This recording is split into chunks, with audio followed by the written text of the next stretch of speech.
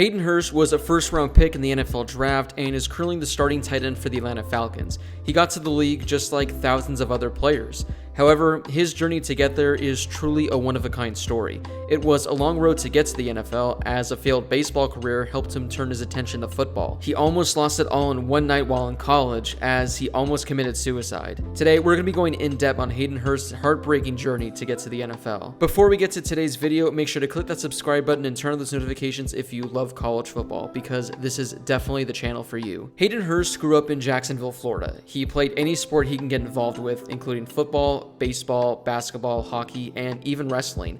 Although he was a first-round pick in the NFL and is currently a starting tight end for the Falcons, football wasn't his first option. It was actually baseball. When he was a child, he threw the ball so hard in t-ball that he had to move up a level due to being concerned for the safety of the other children in the batter's box. When Hurst was only a freshman in high school, he pitched in the state championship game. At the age of 14, Hurst was already 6'3" and could throw in the low 90s. In the summer prior to his senior year, he pitched at Wrigley Field in the Under Armour High School All-American game. Although baseball was his top sport, he also played football during his junior year of high school. He looked great on the football field, but 1 year was enough for him as he wanted to pursue a professional baseball career. On the night before the 2020 MLB draft, Hayden's advisor told him to be ready for a call near the end of the first round or at the top of the second round, and look for a signing bonus close to $1 million. But both rounds came and went without his name being called. And the third round went by, and the fourth, and every other round until he was chosen by the Pittsburgh Pirates in the 17th round. Hayden's father, Jerry, did some investigating and found out the teams were worried that Hayden intended to put his pro career on hold to attend Florida State to play baseball. He also heard the advisor put the word out that Hurst would not sign for less than $1 million for a bonus, even though Hayden nor his family members never said that. Faced with the possibility of drafting a player who wouldn't sign, teams backed off from him. Hurst was disappointed, but he planned on enrolling at Santa Fe Community College and re-entering the draft the following year. Then the Pirates called and asked what it would take for him to sign. Hurst asked for $400,000. At the 11th hour before the signing deadline, the Pirates agreed. Just like that, Hayden's lifelong dream of becoming a professional baseball player came true. When he arrived at the Gulf Coast League, he was nearly 6'5" and could throw the ball 97 miles per hour. For those of you who don't really follow baseball that closely, 97 miles per hour is really good. He looked as if he had all the tools to be a star and a potential late round steal for the Pirates. As I mentioned, this is a guy who potentially could have been in the first or second round, but instead fell all the way to the 17th round. Hayden's teammates, however, told him he was a football player playing baseball. He just got on the mound and tried to throw the ball as hard as he could. Plus, he enjoyed the weight room way more than your typical baseball player. My buddies would see me on the bench press and say, "What are you doing here?" he said. Even Hayden's father recognized that his son had a different mentality than most pitchers did. He was so intense, so aggressive. It's a great attitude for football, but not so much when you're a starting pitcher. Here's what his father Jerry had to say. He'd walk a guy and now he's breathing fire. The next pitch is coming 90 some miles an hour, but where's it going? It didn't take long for Hayden to feel like he didn't belong. One day that fall, he was playing catch with a teammate and soared a ball over his head.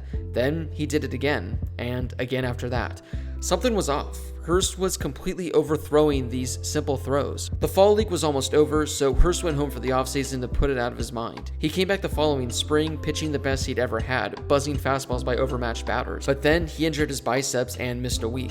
When he returned, everything had changed. He was skipping throws in the dirt at 45 feet, airmailing it over the catcher's head, and sending balls into the lake that was behind the field. He started feeling something funny in his hand when he threw. Hurst kept a journal while this was all going on and wrote down daily things he was experiencing. Here's what he wrote down. I threw a Tyler Glasnow on field 5 and I was not able to throw it well. I kept missing high because I was flying open. I got to the point when I just stopped throwing and started lobbing the ball back. I got very discouraged because of the bad throws. I was pissed off and embarrassed of what I was doing. I thought about switching positions and or quitting all day long. It is tough at times, but I have to stay focused and positive to get what I want one day. I'm only 20 years old. I can do it. Keep grinding away at it, one day at a time. When he was getting warmed up for his first start in the Gulf Coast League on June 24th, 2013, Hurst felt nauseous. Something didn't feel right. He had spent years excelling at this sport, but something was different. For the game, Hurst only faced 5 batters. He walked all 5 of them and threw 2 wild pitches. He didn't know it at the time, but those would be the last pitches he would ever throw in a professional baseball game. The wheels came off. I can't really explain it. It just happened out of nowhere. Hayden, he had the yips. For those not familiar with the term yips, it is defined as a state of nervous tension affecting an athlete in the performance of a crucial action. For those baseball fans, you probably remember the yips affecting Rick Ankiel with the Cardinals years ago.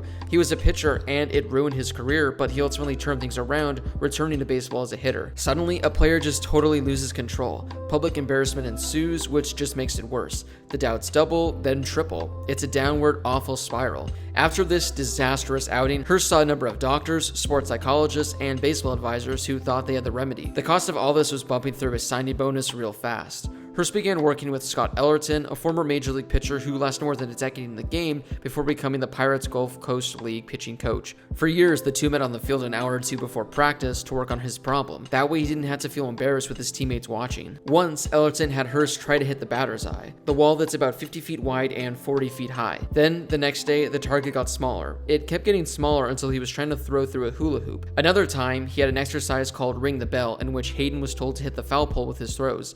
He was able to do what he was asked to do for a while, but without fail, if we got anywhere near a pitching mound, it would just blow up again. Hayden's throws were rattling him, and they were rattling batters who had to face him. He was pitching in a spring training game against the Orioles when one got away. He hit the batter in the head. He was unconscious on the ground. It shook me up pretty bad. 94 at his head. After that, it got a lot worse. That fear of guys making fun of me, of hurting someone, of looking like a clown, all of it got to me. By now, Hurst was having panic attacks, shaking hands, the sweats, fear of a heart attack, urges to run, and he was depressed. He would stay in his room at the Pirates complex, avoiding people. One of the hardest parts was we would feel like we were making a little progress, and then it would get blown out of the water. That was time after time after time. Each time that happened, it got a lot worse. Here's another excerpt from Hayden's journal. Bad series of days. I do not know why, but I feel as though everything has gone to shit.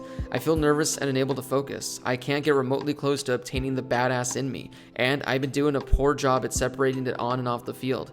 I am lost, losing faith and searching for answers and stability in my life. This is getting hard to face each day, and to be honest, I feel like giving up. Why me? What have I done to deserve these 2 years of confirmed hell? Besides not being able to throw strikes, Hurst developed an even worse habit during those lost days and lonely nights. He began to drink consistently night after night. His beverage of choice became whiskey mixed with Xanax, cocaine, and any drug he can get his hands on. He saw himself as a failure, so he turned to drinking and drugs to mask the pain. Here's what his father had to say. I think that weighed on him is he thought he was going to be the next great pitcher, be the family guy that took care of everybody financially. You know, a house for mom and dad. When baseball started coming apart at the seams, it spun him. Whenever he talked to his parents, Hayden would tell them everything was fine. But when his parents saw the results of one off-season drinking binge after the 2014 season at the lake house, it raised a red flag. I got used to being extremely sarcastic when I was drunk. They didn't enjoy the sarcasm. I did it to get away from the embarrassment of not performing well in baseball. What I envisioned was I'd be in the big leagues in 3 years. Everything in my head was unraveling and I didn't know how to fix it. Every time I pitched in practice, it was a shit show.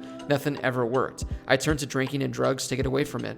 Kind of numb it. Having baseball slowly begin to slip away from him began to take a toll on Hurst. His mental well-being began to take a dark turn. Hayden started calling his dad randomly to see if he would drive the 4 hours from Jacksonville to Bradenton to hang out and play some golf. His father thought that was very odd because usually his son was always a very independent person. Hayden said that this was due to his depression. His uncle and cousin both struggled with depression and both committed suicide. Although Hayden was in an awful mental state, he didn't share this with any of his family. Not only did he hide his feelings from his family, but Hayden also was isolated by his teammates. They were so spooked that they didn't want to be near him while he pitched because they feared that his yips would spread like a disease of some sort. It's a battle inside your head every second of the day. You second guess what you're doing, why you're doing it, why this is happening to you. There was a failure of letting my family down. But I think as much as I didn't want to disappoint my family, I didn't want to disappoint myself. I never want to fail at anything. That's just the competitor and man that I am. As I mentioned earlier with Rick Ankiel, he switched positions and ended up having a pretty decent baseball career.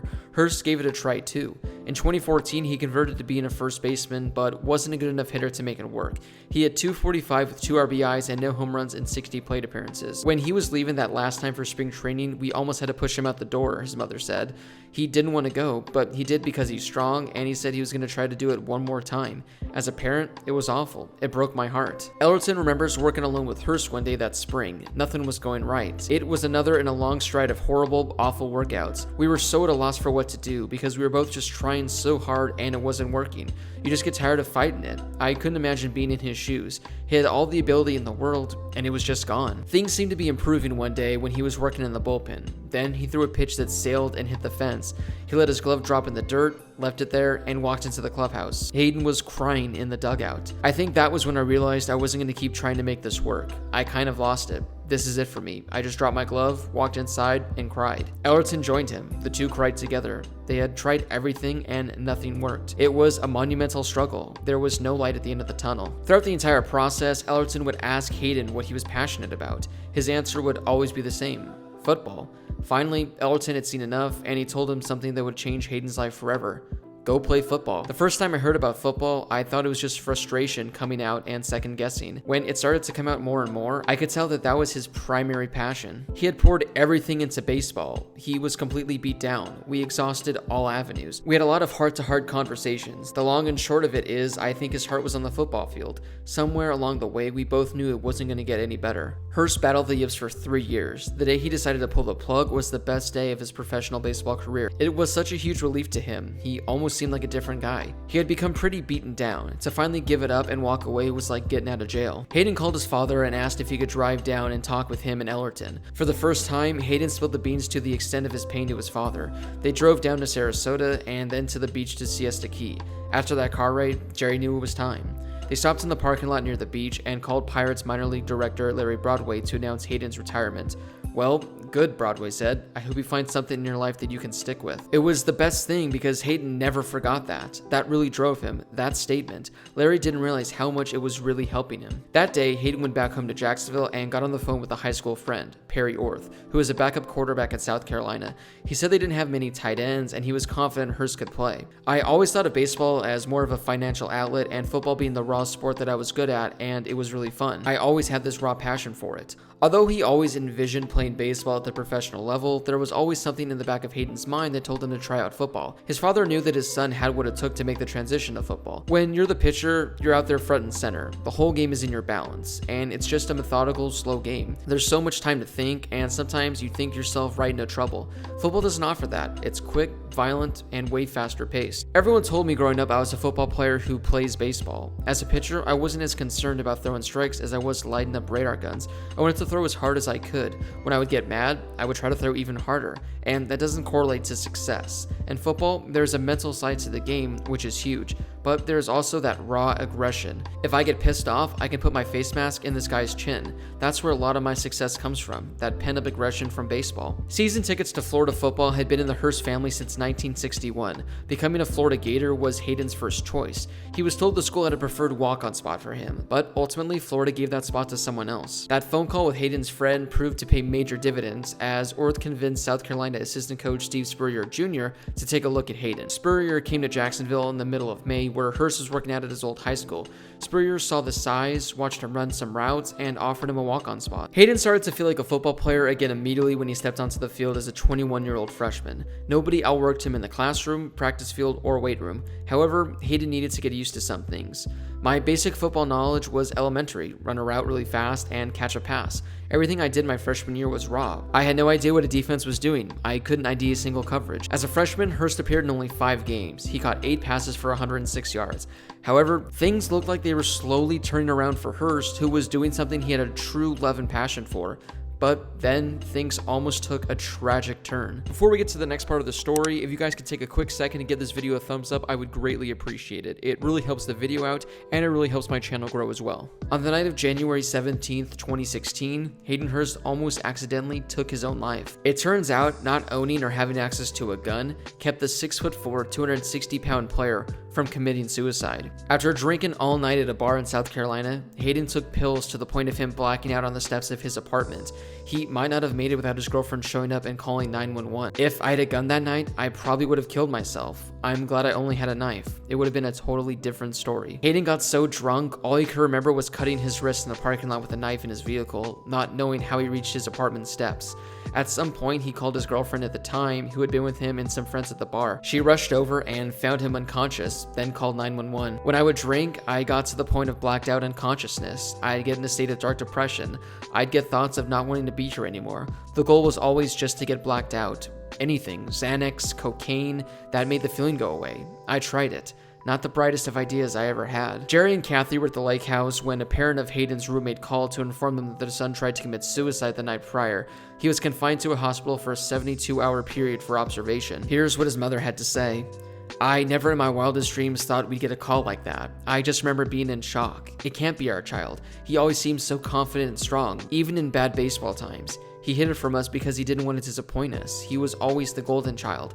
I'm just thankful Hayden didn't have access to a gun. She and her husband only got to see Hayden for a few minutes during his mandatory hospital stay, and the memory still pains her. Jerry, who battled anxiety and panic attacks in his late teens and early 20s, is mindful of how his own family history likely played some part in Hayden's ordeal.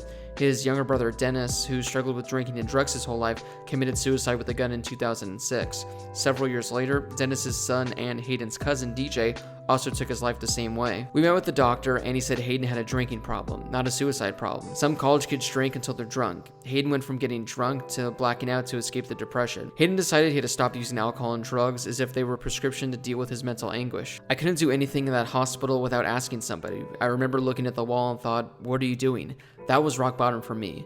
I guess that incident gave me a new perspective on life. That was a scared straight moment. You realize, man, I need to get my act together. Being at rock bottom was the best thing that happened to me because it made me readjust my life. One of the more amazing facets of Hurst's recovery is how quickly his life got back on track. Weekly sessions with Dr. Timothy Malone proved invaluable because he put Hayden at ease immediately. The best thing he did was just listen to me. There was no judgment. We just talked through things. Jerry lauded the attentiveness of several people in the Gamecocks football program, from the coaching staff to athletic trainer and rehab coordinator. The South Carolina people never wavered. They were all in on getting Hayden right. They did anything they needed to help him. The training staff, wow, they were on it. Here's what Will Muschamp had to say about Hayden. I didn't know much about him when I first got here, except I knew his name from bowls. I told the Hurst family we're not turning our back on anybody. I said to Hayden, if you're willing to accept our help, then help us help you. We had multiple conversations. I saw a guy have a tragic situation happen, and he handled it like a man. He owned it. In our society these days, there's not enough of that. I was so proud of him coming through that. We all go through stuff, our own individual battles. Some are private, some are public. He handled his demons. It's a great story of a young man persevering through tough times. 3 days after 2016 spring practice, Muschamp, who moved Hurst from receiver to tight end, saw he could be a factor in the offense and put him on scholarship. As much as that was a morale boost, Hurst had already started feeling like a different person playing football. Some of it was definitely leaving behind the drinking and drugs, but the physicality of being able to take out his aggression on the field served a purpose as well. Hurst put on 25 pounds of muscle to better himself for the position. He also became the first sophomore in South Carolina history to be voted a team captain. It was then that Hurst began to put his name on the map. I went straight into football after getting out of the hospital. The next week, I was still working out with stitches in my hand. I think football is what turned my life around. I started working out 2 or 3 times a day. That gave me my mental clarity. He caught 92 passes for 1,200 yards and 3 touchdowns over the next 2 seasons. He was named to the first team All-SEC and declared for the draft at 24 years old. Because of his abilities as a pass catcher and a blocker, he was the top tight end in his class despite only 2 years playing the position. His biggest attribute to me is his competitive edge and his work ethic, Muschamp said. This guy's going to go to work. He is going to be a very productive player in the National Football League. Just like with his baseball days, Hurst was projected to be potential first or early second round pick. This time, the projections were right. After trading back twice in the first round of his final draft as a general manager, Ozzie Newsome selected Hayden with the 25th overall pick. Hayden Hurst was a Baltimore Raven. The Ravens viewed Hayden's baseball experience as a strength because he had overcome so much adversity already. They knew he could take on the challenges of the NFL. Here's what Eric DaCosta, assistant GM, said. I don't believe he'll be flustered or overwhelmed by the NFL. For any player, if they've overcome adversity before they come here, to me, that's a positive quality. I learned a lot about myself, and it made me the person that I am today. I'm a very, very strong person. Those 3 years were pretty miserable, and I think a lot of people would have given up much earlier. As bad as it all was, I appreciate it now. I struggled through a lot of depression and dug my way out of my own way. In today's day and age, mental health is a taboo topic. Nobody wants to talk about it, but I have no fear talking about it. Hayden Hurst is now taking steps to help young kids facing the same anxiety and depression challenges. He has made 2 visits to Jacksonville's Youth Crisis Center, talking about his story and hoping people draw strength from his comeback. In 2018, Hayden convinced his mother to retire from her job in sales at Georgia Pacific to help run the Hayden Hurst Family Foundation.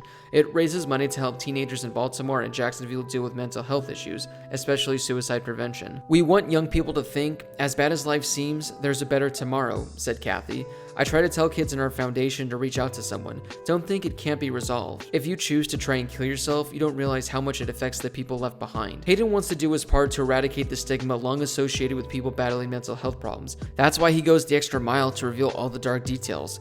Coming out and telling everything, maybe some kid will read it and think, Hayden dug himself out of a hole. Why can't I? Hopefully it helps. My parents and sister, the way they handled it was incredible. There was no judgment after going to the hospital for mental evaluation. Like, what the hell is wrong with you? My dad, having gone through his own issues, they understood that this runs in the family, but I'm not using this as an excuse. The best thing they ever did was just letting it be known that they were available for me. Kathy is grateful her son not only has an NFL platform to help others struggling with mental health, but that he's a survivor whose journey can inspire many others. I'm very fortunate my son is here to tell his story. I feel very blessed. It's wonderful to see the confidence he has in himself and knowing he doesn't want to go down that dark hole again. It's fun to be with him and see him shine. I want to use my platform to help people. For some reason, people equate mental illness with having to be ashamed. It's something you shouldn't talk about. I don't think it's anything to be ashamed of. Everybody goes through something. The best thing my parents ever did was just being available. There's not really a right or a wrong thing you can say or an answer that can change everything, but just making sure you're available and you're understanding. If my story is going to change the narrative of this and people are going to talk about it more, then so be it. Hayden also says to remember you're not alone, but he admits that he still has his own struggles. I don't have the answers to fix all of this. It's still trial and error to this day, but I will say I have much more good days than I do bad days. It's not the superhero that's portrayed on TV. I'm a regular person. I struggle with depression, anxiety, and things like that. Hayden has faced a lot of ups and downs in his life, and he looks like he's doing better than ever before. Now, before I end this video, I'm going to share this final entry that he wrote down in his journal. Strive for excellence. Excellence is doable. Perfection is not attainable. No one is perfect. Remember this feeling of happiness. There's more to your life than baseball. Don't let what you do on the field define you as a person. Treat it like a game, as you have been, and keep not giving a shit what happens. You are damn good. Believe in yourself. Hey, I got a lot of respect for what you did. Came out and talked about. Me and my mom have a foundation about suicide prevention. Yeah. Respect the hell out of you for talking about it, man. We can collab one day. Absolutely. Come in.